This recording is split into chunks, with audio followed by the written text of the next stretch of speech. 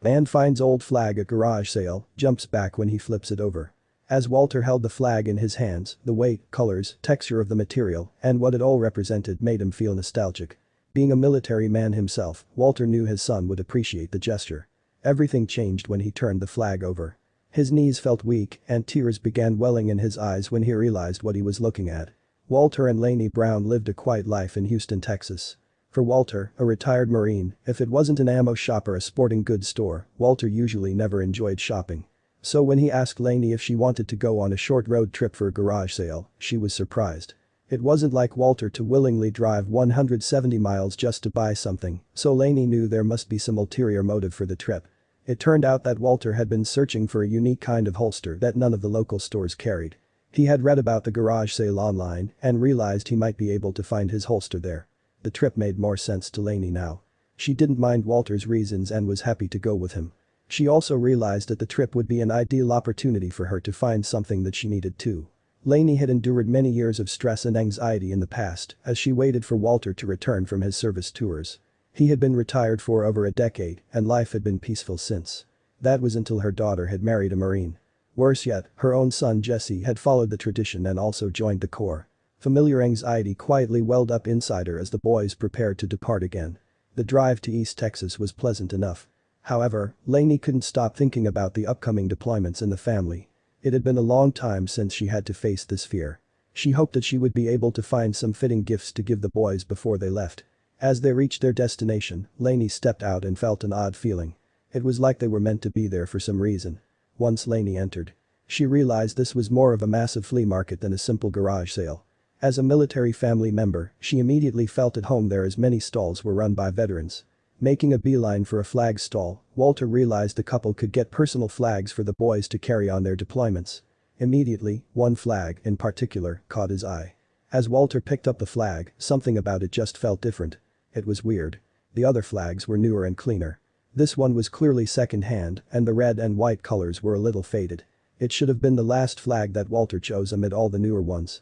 Somehow, this one felt special to him, almost like the others were all generic, while this one had a story to tell.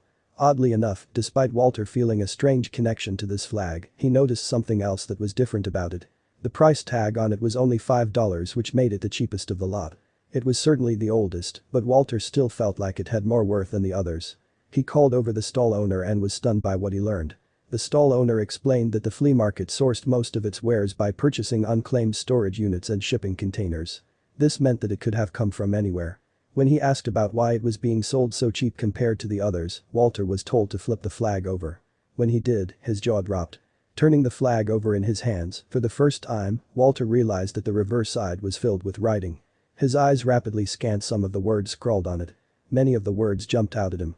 Showing the flag to Lainey, the couple was overcome with emotion as they realized what kind of flag this was.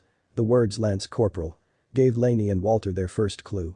Many of the messages scrawled on it referred to a person with this rank.